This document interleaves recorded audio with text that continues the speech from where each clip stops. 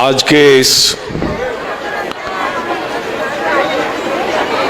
सुंदरगढ़ में नवनिर्मित श्री मंदिर का उद्बोधन हुआ है। मेरा सौभाग्य है परम पूज्यपाद आचार्य देव के आशीर्वाद से मुझे भी ये दर्शन करने का मौका मिला है। मैं कल रात मंदिर परिसर में पहुंचा था और मैं आकर के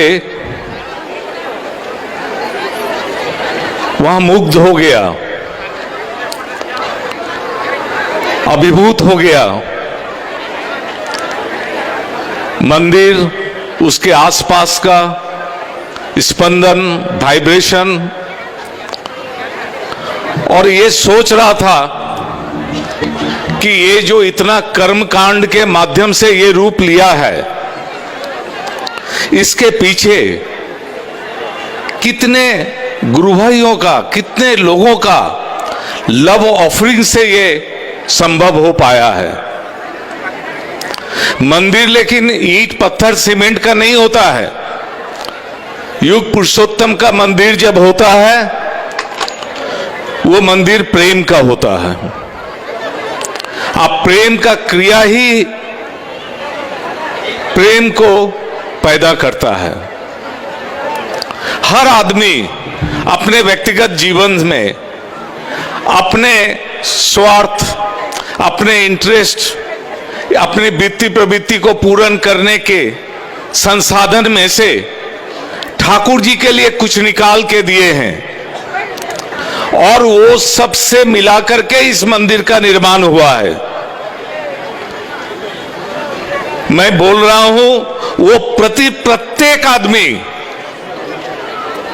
यदि एक मुट्ठी निकाल के दिए हैं तो हजारों मुट्ठी उनके जीवन में किस रूप में आएंगे सोच नहीं सकते, अकल्पनीय है। ठाकुर जी कहते हैं मेरे लिए जो एक आना करता है मैं सहस्र गुण उसके लिए करता हूं। हमारा काम मंदिर निर्माण करना नहीं है। हमने दीक्षा लिया है, दीक्षा में संकल्प लिया है आज से इष्ट स्वार्थ, इष्ट प्रतिष्ठा करना ही मेरे जीवन का यज्ञ हो। ये इष्ट स्वार्थ, इष्ट प्रतिष्ठा क्या है? इष्ट मैंने मंगल के मूर्त रूप जो होते हैं, श्री ठाकुर युग पुरुषोत्तम, जिनमें पूर्वतन सभी पुरुषोत्तम जीवंत होते हैं। मैं विश्वास करता हूं जहां ठाकुर जी का मंदिर है उस मंदिर में भगवान राम भी निवास करते हैं, श्री कृष्ण भी निवास करते हैं, जीसस क्राइस्ट भी निवास करते हैं और मोहम्मद भी वहां रहते हैं, क्योंकि सबके फुलफिलर है। He is fulfiller of the best of all. और ये जो है एक मैन मेकिंग सेंटर है। हम लोग का जन्म जो हुआ है किस लिए हुआ है? क्यों? उनके पास जाने से हम बोध कर पाते हैं। हमारा जो इष्ट स्वार्थ, इष्ट प्रतिष्ठा करना ही जीवन का यज्ञ है। ये इष्ट की प्रतिष्ठा हम कैसे करेंगे? पहला मेरी साधना क्या है? ठाकुर के प्रति प्रेम करना। ठाकुर जी ने कहा है तुमने यदि ऐसी शक्ति प्राप्त कर ली है, चंद्र सूरज का च्युत कर सकते हो, सूरज के टुकड़े टुकड़े कर सकते हो, यदि तुम्हारे अंदर प्रेम नहीं हुआ तो कुछ भी नहीं। ये प्रेम आएगा कैसे? एक मां का बच्चों के प्रति प्रेम कैसे आता है? मां बच्चों के लिए निस्वार्थ भाव से करती है। मां इसीलिए बच्चे को लालन पोषण नहीं करती है कि वो बड़ा होकर के मुझे देखेगा। वो बच्चा जितना भी शैतान हो, बदमाश हो, सब कुछ को सहन करती है। और मां का बच्चों के प्रति प्रेम से बड़ा प्रेम का और कोई निदर्शन नहीं है। इसीलिए ठाकुर के प्रति प्रेम के लिए मेरा उनके प्रति एक्टिविटीज होना चाहिए। ये एक्टिविटीज है ठाकुर के लिए करना। ठाकुर जो चीज चाहते हैं उसको पूरा करना। हमारा उनके प्रति प्रेम तभी होगा जब उनकी इच्छा को हम पूरा करेंगे। वो जिस समय जो बोलेंगे उसके माध्यम से मेरा डेवलपमेंट होता है। मैं देखा हूं, एक बार जैसे दादा ने कहा है, मैं 3 जनरेशन वहां पे हूं। एक बार ठाकुर जी ने मेरे पिताजी को खोज किया। उस समय पिताजी चिंता में थे, कहां से 2 रुपया मुझे मिलेगा, रात का सब्जी की व्यवस्था होगी। एक आदमी ने कहा ठाकुर बुला रहे हैं। पिताजी ठाकुर जी के पास जब गए, देखते हैं एक आदमी घुटने टेक के ठाकुर जी के सामने बैठा हुआ है। गांव का एक दरिद्र आदमी, गरीब आदमी। ठाकुर जी कहते हैं, लाल, इसके लिए 2 बोरा चावल का व्यवस्था कर दो। अब आप सोचिए, जो आदमी 2 रुपए की चिंता में था, ठाकुर जी उसे बुला करके बोलते हैं, इस आदमी के लिए 2 बोरा चावल की व्यवस्था कर दो, आज जल्द करो। पिताजी प्रणाम करके उठे हैं, उनका दिमाग में नहीं आ रहा है। उस समय नया नया आए थे, किसके पास जाऊं, कैसे जाऊं, वो सोच रहे थे कैसे पूरा करेंगे। दिन रात उनका 2 रुपये का चिंता हट गया। अब उस आदमी के लिए 2 बोरा चावल की व्यवस्था करने की वो चिंता में पड़ गए। एक दिन इसी क्रम में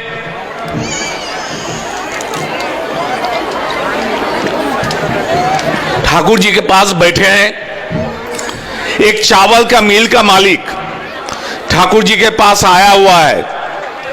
वो ठाकुर जी को कह रहा है कि ठाकुर, मैं 1 ट्रक चावल देना चाहता हूं यहां के आनंद बाजार के लिए।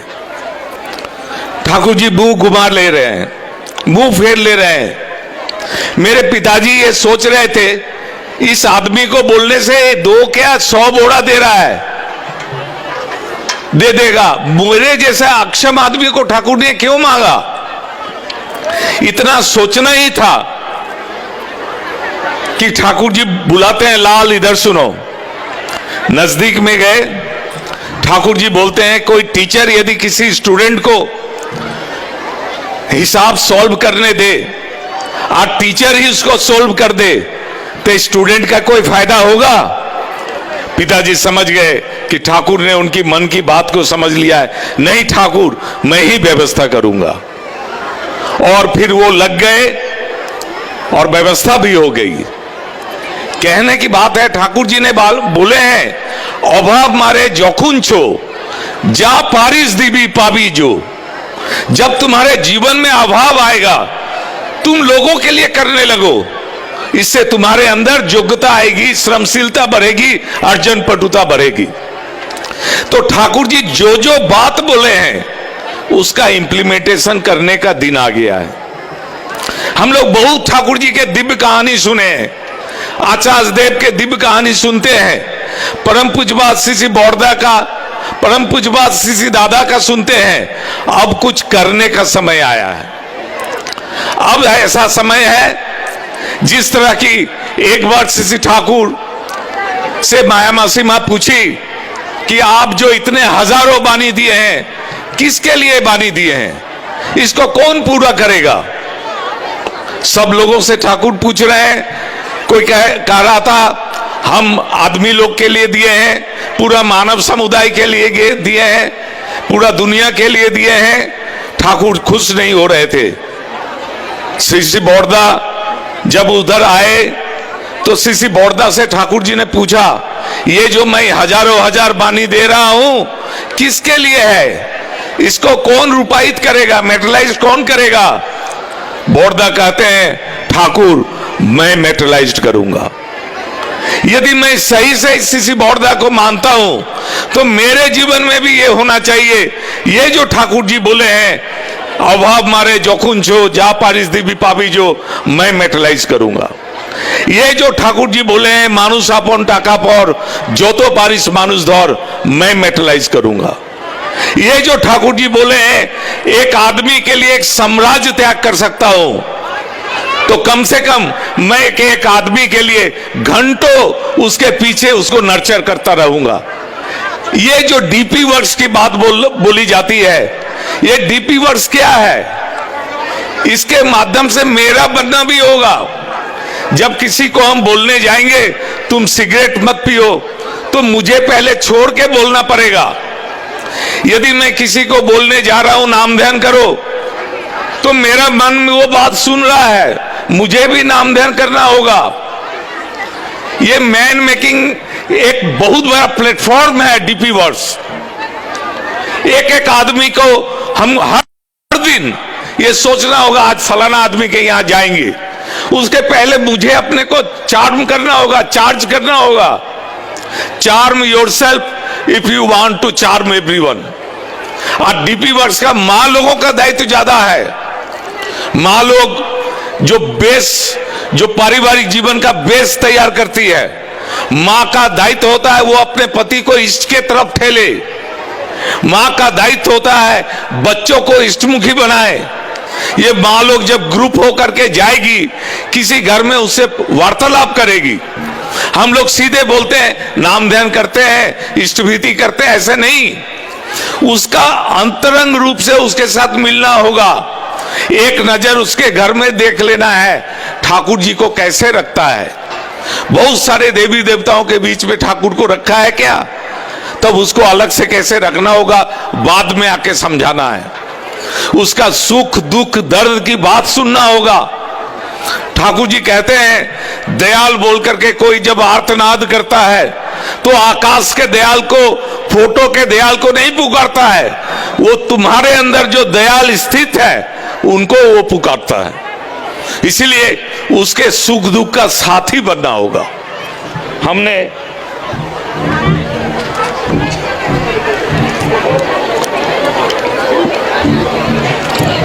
हमने दीक्षा के समय संकल्प लिया है, आज से गुरु भाइयों की आपत्ति विपत्ति में यथासाध्य अर्थ, वाक और वास्तव कर्म द्वारा सहायता पहुंचाने एवं उन्हें आपदाओं से मुक्त करने के लिए दृढ़ प्रतिज्ञ हुआ। दीक्षा के बाद इस बात को हम कितना बार स्मरण रखते हैं? कितने गुरु भाइयों के आपत्ति विपत्ति से मुक्त होने के लिए हमने क्या किया है? ये डीपी वर्क्स उसको सचेत कर देता है। कोई रास्ता नहीं है मंगल का बिना दूसरों का मंगल किए हुए। दूसरों की मंगल कामना ही मेरे मंगल की प्रसूति है। मैं किसी को कुछ बोलूं या किसी से सुनूं, उससे मंगल नहीं होगा, वास्तव रूप में करना होगा। मेरा ठाकुर जी का कौन कितना ये एप्रिशिएट कर रहा है, उससे उसका मंगल नहीं होगा। वो एक कॉम्प्लेक्स है, वो थोड़ा सा सुरसुरी उसको मिलेगा, लेकिन जब तक वो युक्त नहीं होगा, धरो करो बनो पाओ, this is the philosophy of Thakur. Be consented to living ideal, do accordingly, have your ability, then you get it. पकड़वाना होगा। अभी भी बहुत सारे गुरु भाई हैं, उनके घर में बच्चे लोग अभी भी इष्टमुखी नहीं है। क्यों? मेरे ही बोध में गड़बड़ी है। मैं अपने बच्चों को अच्छा से अच्छा शिक्षा देना चाहता हूं, अच्छा से अच्छा मेडिकल उसका अच्छा देना चाहता हूं, लेकिन जो करने से उसका जीवन सर्वांगीण सुंदर होगा वो नहीं कर रहा हूं। मतलब मेरा भी ठाकुर जी को पकड़ने में कहीं ना कहीं संशय है। मैं सोचता हूं, बोलता हूं कुछ और करता हूं कुछ। इसलिए डीपी वर्क सबसे पहले अपने घर में करना है। मेरे बच्चे इष्टमुखी हो, अपना लड़का इंजीनियर हो, डॉक्टर हो, कोई असुविधा नहीं है, लेकिन वो ठाकुर का ही बन करके हो। फर्स्ट वो ठाकुर जी का बने, फिर वो दूसरा बने, तभी मंगल है। आज जो परिवेश परिस्थिति आ रही है, मेरा लड़का भी इंजीनियरिंग में एडमिशन ले लिया।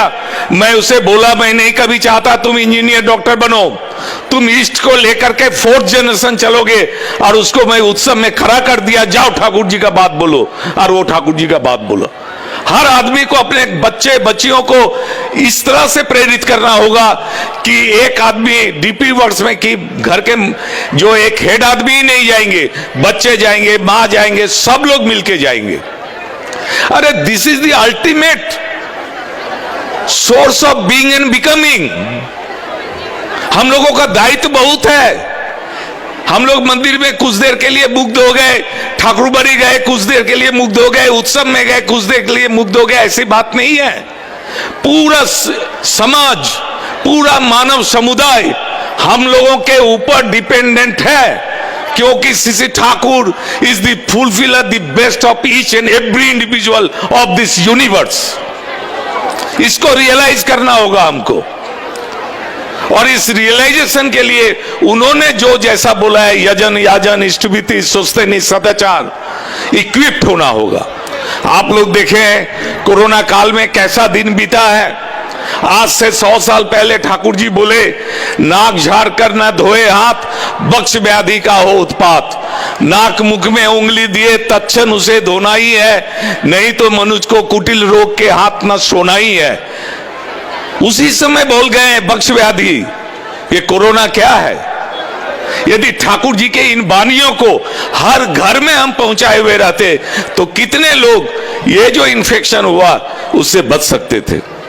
हम लोगों को अपने घर में स्वास्थ्य सदाचार का बात हर बच्चों को बताना है, माँ लोगों को बताना है। ये बच्चे क्या हो जाता है, डिविएट कर जाते हैं। उस समय हम लोग ऐसा अवस्था में रहते हैं, करने का कुछ नहीं रहता है। बचपन से ही माँ को उचित है कि बच्चे पिता के लिए करे, पिताजी जूता पॉलिश करे, पिताजी का पैर दाब दे, पिताजी कहेंगे माँ का सेवा करो। डेली एक्टिविटीज होना चाहिए, दैट इज मातृभीति पितृभीति। ये these are the small activities. इसको हम जनरेट नहीं करने से वो आदमी अच्छा नहीं हो सकता। इसीलिए ठाकुर जी बेसिक जो चीज बोले हैं उसको हम लोगों को करना है, अपने घर में इंप्लीमेंट करना शुरू करना है, अपने बच्चों में इंप्लीमेंट करना है। ये जो हम लोग बात बात में क्या होता है, दाम्पत्य जीवन में पति कुछ बात बोले, मैं पत्नी काट दिया है अखन होवे ना, पत्नी कुछ बात बोले की बोल से तुम ऐसे चिल्ला कर दिए, बच्चा देख रहा है। ठाकुर जी बोले हैं माँ पिता आपस में झगड़ा करते, पुत्र पुत्रियां देखे, बर्बादी के सदर द्वार पर बच्चों को रखे। इसका इंपैक्ट उस समय नहीं समझिएगा, लेकिन जब वो बच्चा बड़ा हो जाएगा, आपके प्रति अश्रद्धा लेकर के वो बड़ा हुआ है, आप कुछ कहने जाएंगे आपका बात नहीं सुनेगा। उस समय बहुत देर हो चुकी होगी। इसलिए एक भी बात ठाकुर जी का जहां जितना हम अपने जीवन से माइनस करेंगे वो उतना रास्ता अपना दुर्दशा का हम खोल के रखेंगे। We must be now activity oriented. सुनना बोलना ये सब लग्जरी है। ये जितना सुनना यदि हमारे जीवन में स्पर्श नहीं करे, बोलना यदि मेरा जीवन को स्पर्श नहीं करे, तो ये एक लग्जरी है। बहुत प्रवचन होता है, वो सबके लिए दूसरा दुनिया है। ठाकुर जी कर्ममुखी जीवन की बात कहते हैं। वर्तमान आचार्य देव हर मुहूर्त में हम लोगों के अंदर हजारों विभ्रांतियों को दूर कर रहे हैं। हम लोग उनका संग कर रहे हैं, हम लोग उनकी पूजा कर रहे हैं, लेकिन उनका गुण अपने अंदर नहीं ला रहे हैं। पूजा बने पू मने वृद्धि जा मने गुण। जिनकी पूजा करते हैं उनके गुण को अपने अंदर समृद्ध करना, ये जो आचार्य देव प्रति प्रत्येक को फुलफिल कर रहे हैं, डेली हजारों लोगों को फुलफिल कर रहे हैं। क्या मैं अपने जीवन में 10 आदमी को फुलफिल कर रहा हूं?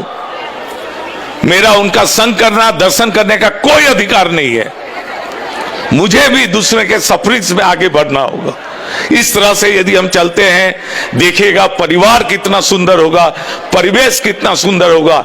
ये उद्बोधना लेने का आज मंदिर का उद्बोधन हुआ है, लेकिन इस उद्बोधन के साथ मेरे अंतर में ये उद्बोधन होना चाहिए कि ठाकुर जी मेरे जीवंत रहे। ठाकुर जी को जीवंत रखने के लिए ये एक्टिविटीज अपने अंदर रखना होगा। तब हम जब ठाकुर के पास जाएंगे, ठाकुर खुश होंगे।